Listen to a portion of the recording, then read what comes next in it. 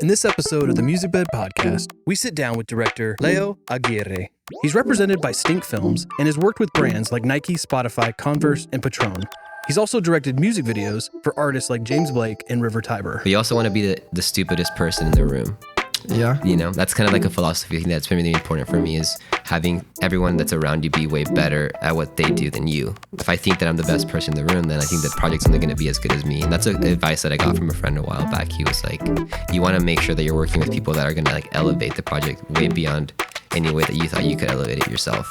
This podcast is a production of Musicbed, the standard in music licensing for film, TV, and advertising. To create your free account today, go to musicbed.com. Thank you, dude, for being here. The last couple of weeks, I've been looking at all your work. I wasn't familiar with it, other than a couple spots, but I'm a huge fan of your stuff, man. Thanks, man. It feels like you have a very refined voice at this point. Do you feel that way?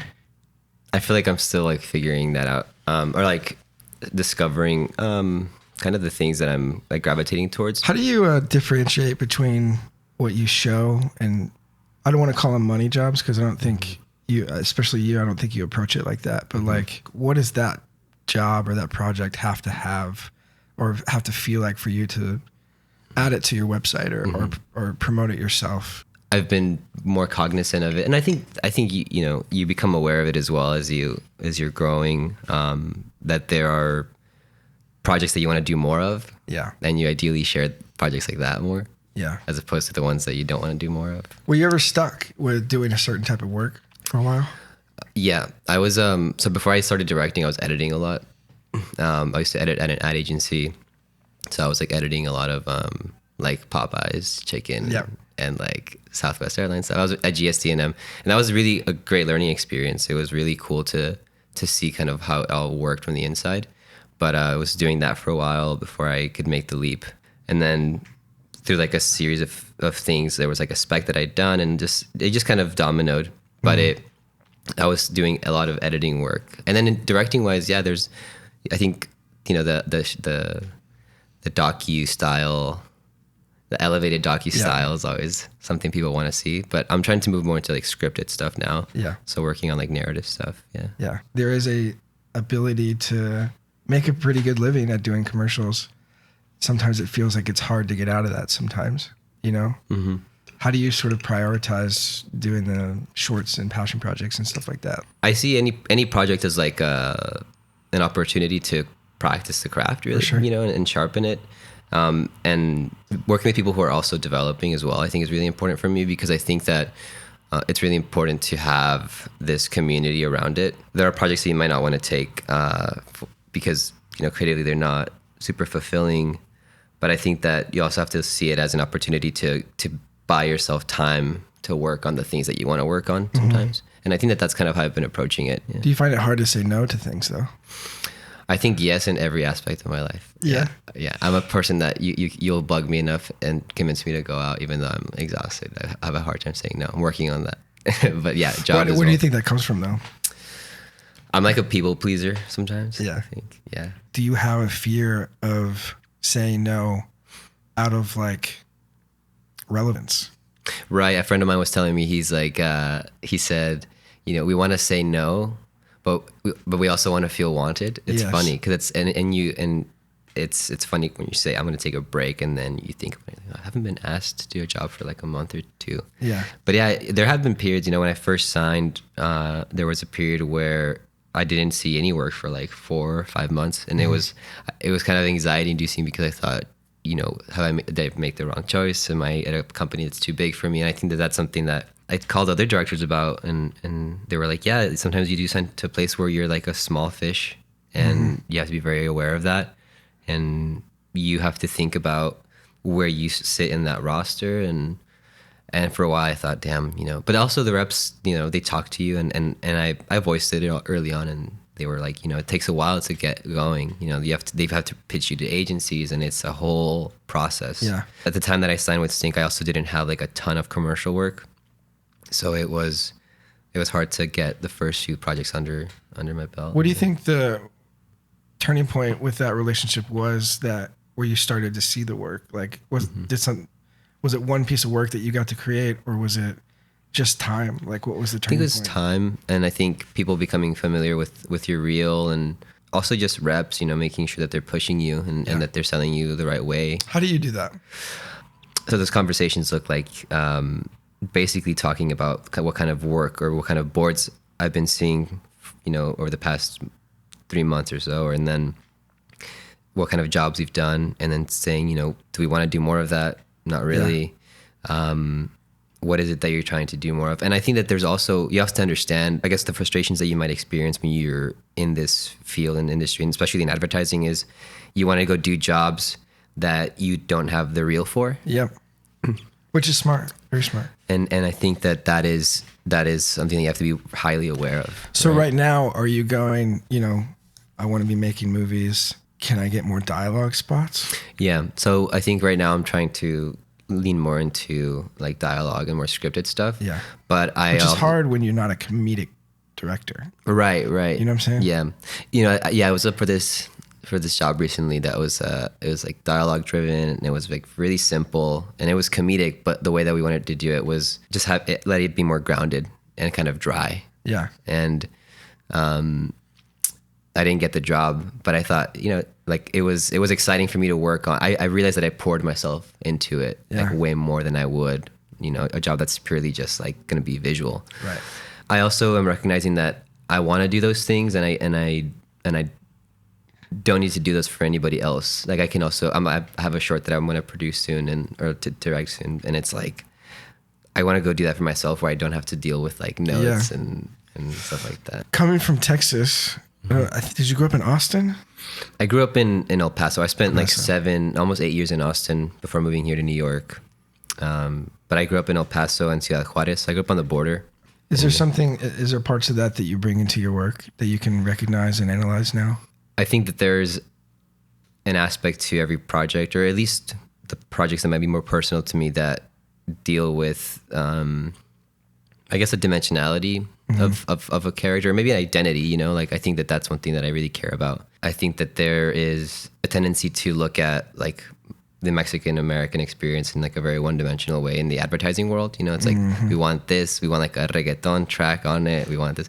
So I think what I like is proposing, okay, well, we have this, subject matter, and it's been depicted in a very singular way. Yeah. Is there, why can't we bring in something that is like orchestral for this and it not have anything to do with like reggaeton? Yeah. So there are aspects in that regard that I think are choices that can be made to bring something more, I guess, a bit more depth and depicting an identity or a people's culture in a different way. You feel like you'll bring some of that experience into the feature world? One that I'm developing now has a lot to do with kind of like my, I guess, coming to terms with my identity culturally. I think growing up in Texas, there's a lot of layers to it, I think, and there's also a lot of layers to someone's, the way that they identify culturally. Mm-hmm. You might have someone whose name is like Juan Perez and they don't speak any Spanish, and you're like, what? And it's interesting to me that there are so many things that can vary from person to person. And I think that in terms of like the narratives that I'm trying to explore, I don't want to make films that are just about the Mexican American experience, course, yeah. Right? There's other things that I want to explore as well. But this first film that I'm writing now is about that and kind of the gradient of it. This podcast is a production of Musicbed, the standard in music licensing for film, TV, and advertising. From indie artists on the rise to leading composers, Musicbed has curated the best roster of musicians for your films. Go to musicbed.com and use the promo code LEO to get your first month free on a standard subscription.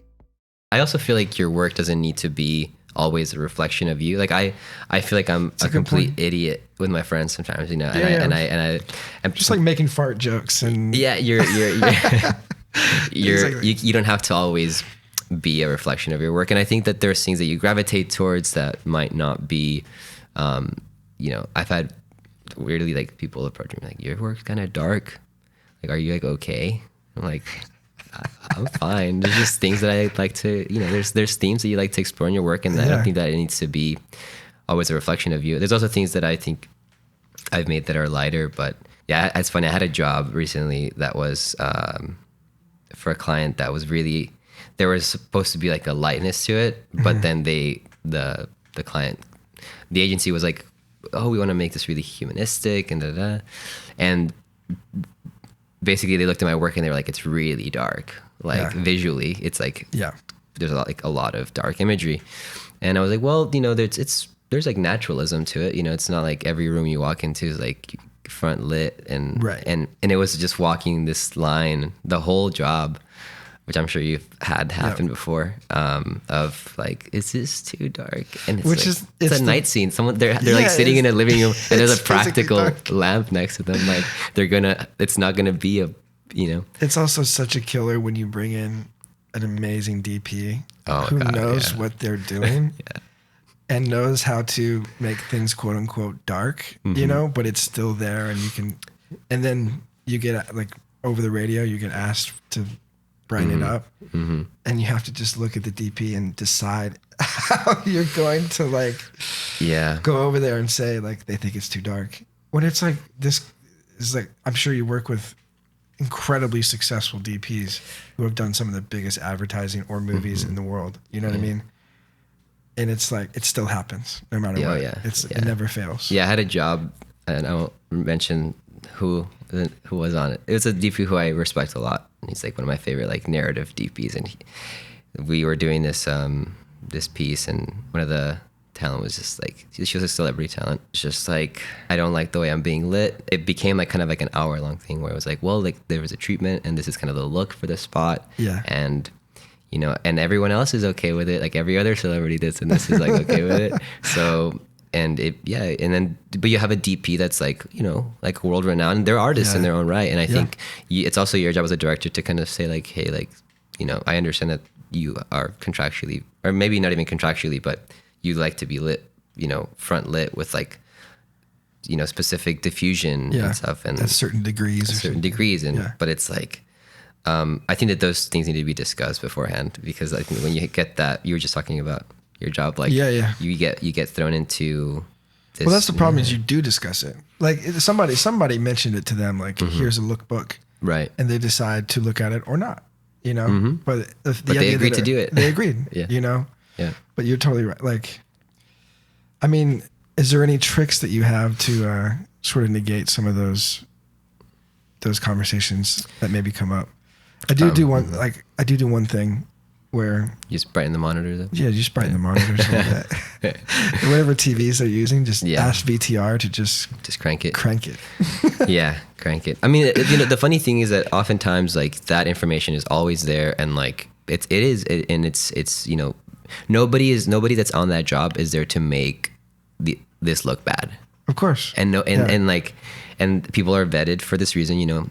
Usually you have agencies and clients or artists approve who's shooting it for a reason. And it's like, nobody's there to make this look bad. I think it's just making sure that you're aligned on the way that this is going to look. And I'm usually very specific with treatments on how it's going to look.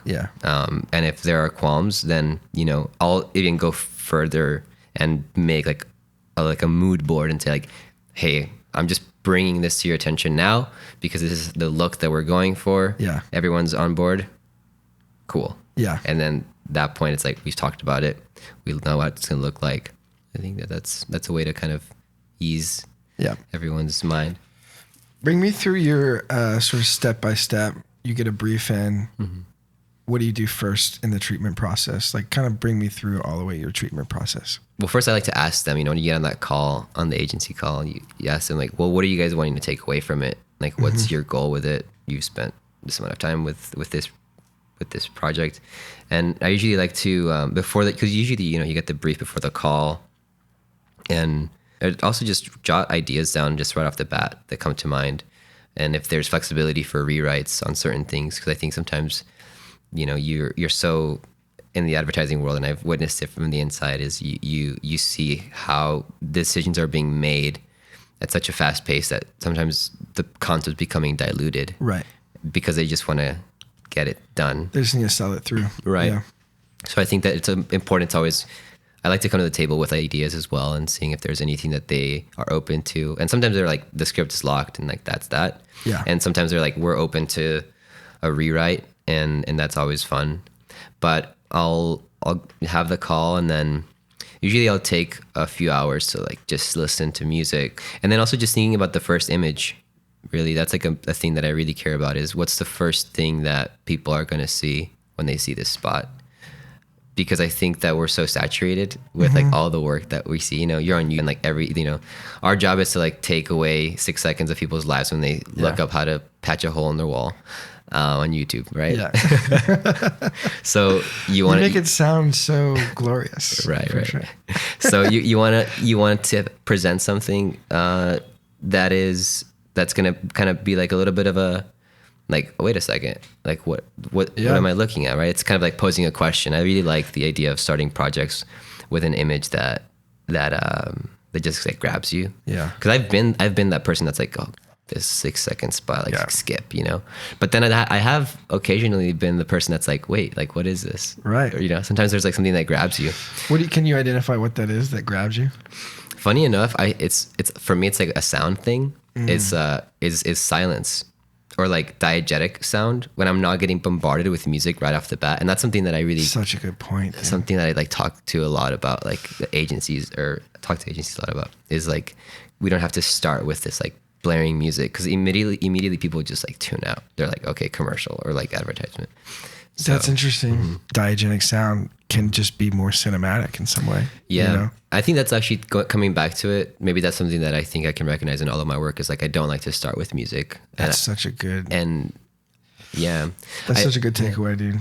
Yeah. For a lot of people. Yeah. It's like, I think that hopefully advertising is seeing a little bit of an awakening in the sense that people are kind of over it.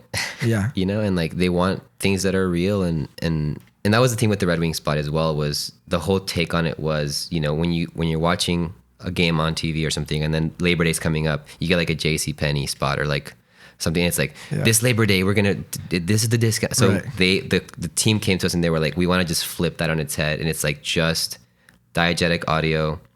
And we're literally telling people that we're not on sale.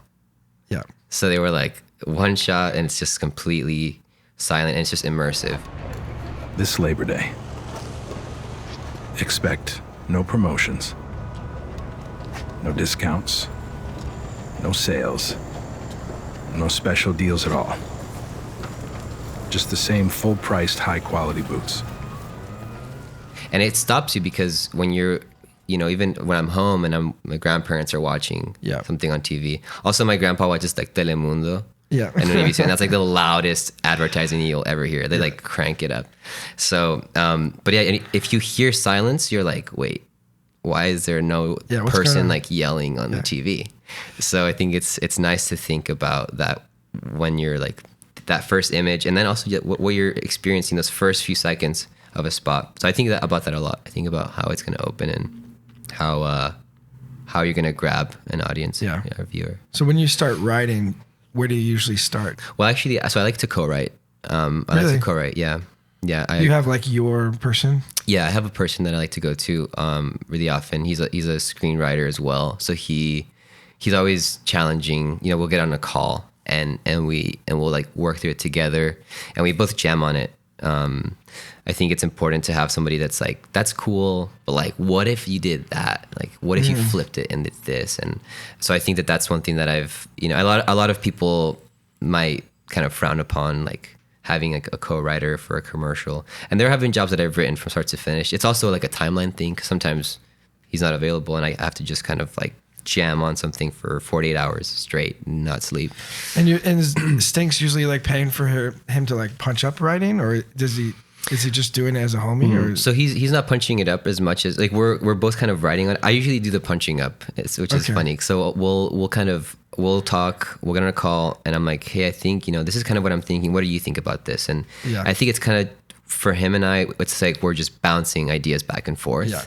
And then we'll work on different sections together. Okay. Or I'll do one section, he'll do another, and then we'll kind of, you know, I'll go through it. And then he's like, hey, here's like what I was thinking. And then I usually have like a day before the layout is being done where I just kind of sit with it and I just go through the whole thing, and I just kind of like add stuff and tweak, and then there's someone obviously always helping with layout. These treatments are like 80 pages sometimes, so it's like so much work. I used to, when I first signed with Stink, I was doing it like all on my own, and I was doing like from start to finish, treatment, layout, image sourcing, writing, everything. And then they were like, we can just help you if you want. Yeah, you're like, I didn't know that was an option. What? Yeah. So I think it's important that you also realize that there are people that are there to help you have a more dialed vision, and especially on your level, for sure. Like using those resources is a game changer. Yeah, you have to use those resources. Who are some of you? Let's name some names. Who are some of your favorite DPs that you get to work with? Okay. Homies, older ones, younger ones. I love to work with, so I'm also he's one of my like best friends as well. His name's Daniel Niazi. Okay. Daniel Khan Niazi. He did like the River Tiber video. He's he did the Red Wing spot as well. Cool. We've been able to work together, and just like also, we're such good friends that there's such a shorthand, and we can like disagree about stuff, and then we'll like fight a little bit. But it's like, but it's always in the spirit of like making something great. Yeah, and we will watch movies. Sometimes he'll come over and I'm like, let's watch like Black Swan or something, and then we like end up watching like 2 movies. Or he's like, let's watch a Kiarostami movie. He's great. Steve McCord is like someone who I've worked with before, who did the US Earlier commercial that I mentioned to you. And he's an amazing person. He thinks he has like a really beautiful way of looking at the world, and I think that he's here in New York. They're both in New York. Diego Garcia, he did the Patron piece with me, and then and I think like that's someone whose work I've admired. He's worked with like a Pichit Pong, Verasatha Cool, and like Nicholas Winning Ref and Lanthimos, and like. So I met him, and I was like, this guy, it'd be great if he'd be down to do this. And he did. We got on a call, and he was really down to work on this job. And what did he do with the Lanthimos? He did a short called Nimic, I think. Have you seen it? Yeah. It's so good. Man. Yeah. It's so wild. Yeah. It's bizarre. Yeah. Very bizarre. But he worked with Refn as well. Yeah, he did half of the Too Old to Die Young series, I think it's called.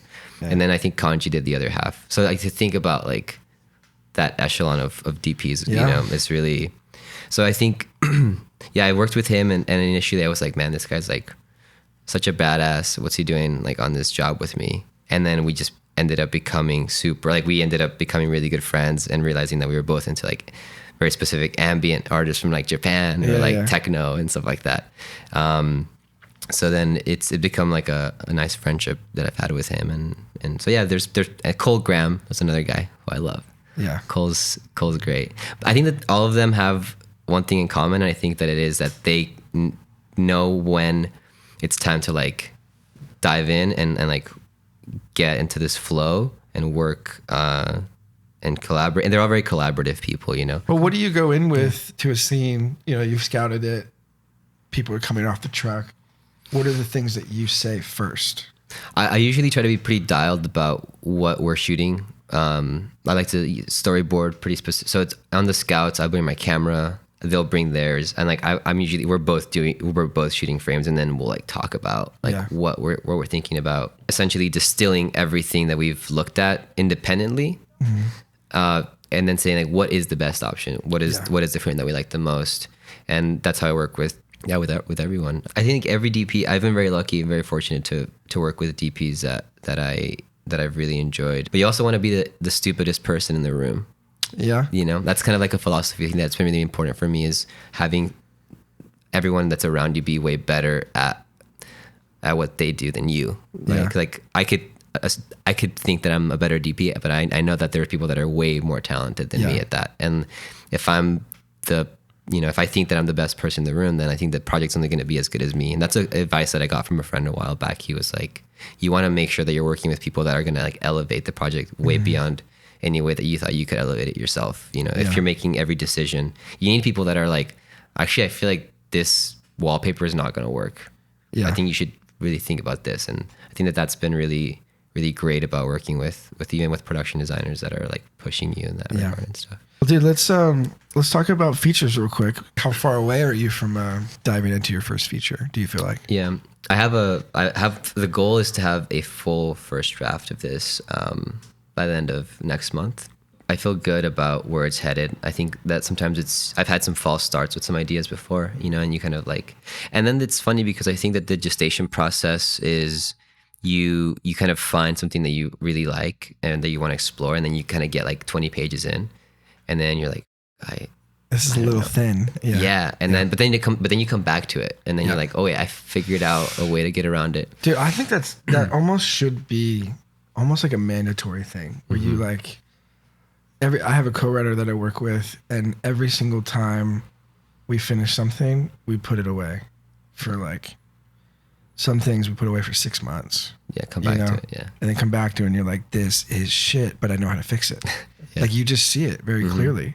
Yeah, you need space from it. Like you need space from it. And I think that's what I'm learning. I usually try to go to like New York Film Festival screenings when it's in town. And I went to go see After Sun, and the writer was talking, Charlotte Wells was talking about how she failed to write this movie for like years, Yeah. And I think she said it was really important for her to fail to write this movie for a while, because you are also doing other things with your life. You're not just writing a movie, right? And it's really important to like procrastinate with other forms of expression, I think, like if you play music or like if you do other things. So I've been trying to be more forgiving about that. And I'm also not, it's really easy to like rush to like, I want to get this first feature done. I want to get this first feature done. But I think that it is, for me right now, because it is a deeply personal story, not so much so in like that it's something that happened to me, but because of where I grew up and because of, I guess, the subject matter. My mom works in an immigration center, and she, the story goes about, basically it takes place over the summer in South Texas, and it's about a kid who's forced to share like a room with like a migrant child that they're fostering. And they're both the same age, but the main character is Mexican American. So you have this aspect of, if you're first generation, your relationship with like your native country is maybe more detached than you think. Yeah. It's a lot to process, because I think a lot of it I'm taking from like my family life from home. And my parents were very traditional, in the sense that they didn't want me to do film, stuff like that. So there's things that I think I'm taking away, and I think it's hard. You're processing a lot. You're like almost kind of going through therapy when you're writing a lot of the time. The most creative is the most personal. I think that was Scorsese. I think that's what he said. Yeah. I think it's nice. It's true, and then you though. take liberties, It's so true. right? You take liberties with like certain things, but I think that if you're feeling that it's personal to you, I think that it's sometimes easier. Sometimes it can be really hard. Yeah. Especially if you don't want to be personal in something. But it kind of forces you to. Yeah. Totally, man. It's a mirror. Yeah.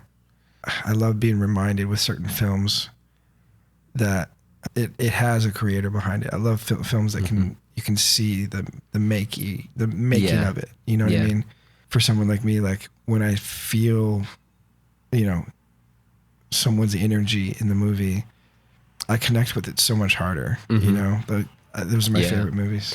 Yeah. What's something you've seen lately that you've been like, damn, like that was really good? Just in probably the last year or two, this movie called Hannah with Charlotte Rampling has like really kind of devastated me. And kind of like, I've heard of it. I haven't seen it yet. Yeah. Also, I thought Triangle of Sadness was very, very good. But I have certain movies that I would rewatch to like capture that again. Yeah. Which ones do you rewatch when you're Y Tu Mama Tambien? Oh man, I have a poster of Y Tu Mama Tambien in my bedroom. That's a great fucking movie. Yeah. And like Beautiful, Inarritu's Beautiful. Sin Nombre is like another one. Sin Nombre is great. Yeah. That's Cary Fukunaga's like first, I think. Yeah. Have you seen the short Victoria para Chino? The first It was one? before that? No.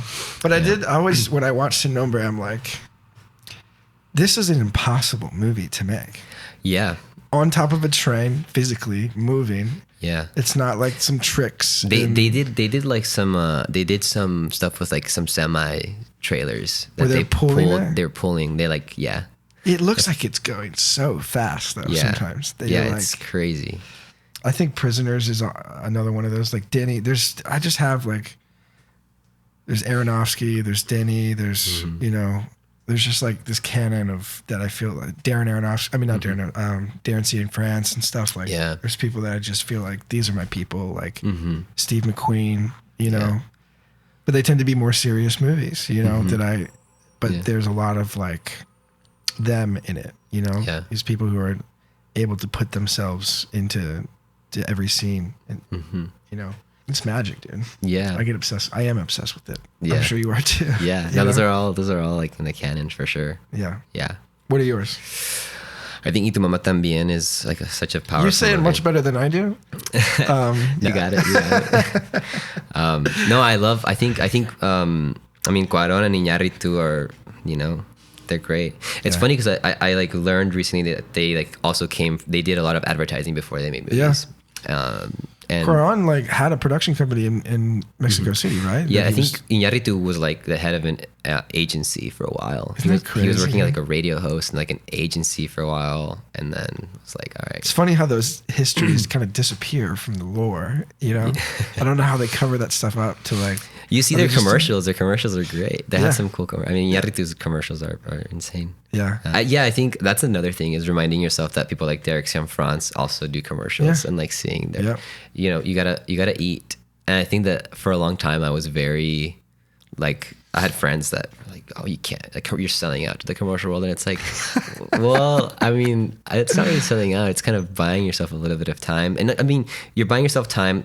I heard Ian Ponzio talk about this actually like on a podcast like a few years ago. And it was like, you have to be like time rich. You know, you have to like have a lifestyle where you're not, you know, you could go do commercials and then buy yourself a like, super expensive car. Yeah. And then you're like, now I have to sustain this lifestyle where I'm living very lavishly. Or you can say, I'm going to have a very low overhead and like try to just give myself as much time as I can to work on the things that I want to work on. Yeah. And I think that that's very important to remember. And, you know, you can say, I'm not going to do commercials and, you know, you can be a purist about it. And I respect that as well. But I think it is an opportunity to work with people that you might otherwise not get a chance to work with. And also just to hone the craft, you know, it's a craft at the end of the day that you have to like sharpen. Yeah. I think that's always what I try to tell people who are like, I can't do freelance. Like freelance is scary. I got, you know, kids or I have this, I have that. Like it's very similar to what Ian says in terms of the time where like, how much do you need a month? And then figure out a way to get, all you need really is like, how much do you need? You need 3 months of time because you'll get another job within that 3 months. Right. If you get, all you need is one job to buy yourself this amount of time to get ahead and then a little bit more ahead and then a little bit more ahead. And it's like less daunting that way when you think about it, but it's just, all you really need is just one opportunity that you could create for yourself. You know what I mean? It's a balance, you know? Yeah. I did a lot of couch surfing for a while in New York and LA, and you're like it's not easy. I think that's one thing that it's like it's definitely a career that can take a toll on you. I think for sure. But I think it's like if you love it, if you're doing it for the right reasons, you're gonna love it, right? Like if you're just doing it, if you're just doing it for like fame, then I don't think that you should. Do it, but I think there's other outlets for that. There's other outlets for TikTok. That. There's TikTok, yeah. But if you're doing it because you love it and it's what you want to do with your life, then you'll do it. There's no question about it. Yeah. Oh, dude, I see that in your work, and I see that with you, just the way you talk, man. So thanks, man. You've inspired me today. I hope you inspire other people through this. And thank you. Thanks for coming, dude. Thank you. Appreciate it. In the next episode of the Musicbed Podcast, we sit down with director Young Replicant, aka Alex Takis. Known for his high concepts and visual poetry, he's directed music videos for artists like Lorde, Alt J, and Flying Lotus. He's also worked with brands like Sprite and Adidas. And I'm in this like sort of strange stage where like cocky 18 to 25-year-old is gone, but you know, the wise man hasn't arrived yet. You just have like a confidence that slowly gets replaced by technique. There's that sort of first blush. It's all intuitive. It's all this just raw, instinctive working. If you're lucky enough to have success with that, then you spend the next 10 years trying to codify those instincts into a technique, because you want to repeat that. This podcast is a production of Musicbed, the standard of music licensing for film, TV, and advertising. If you enjoyed this episode, share it with another filmmaker you know and subscribe to be notified for the next episodes.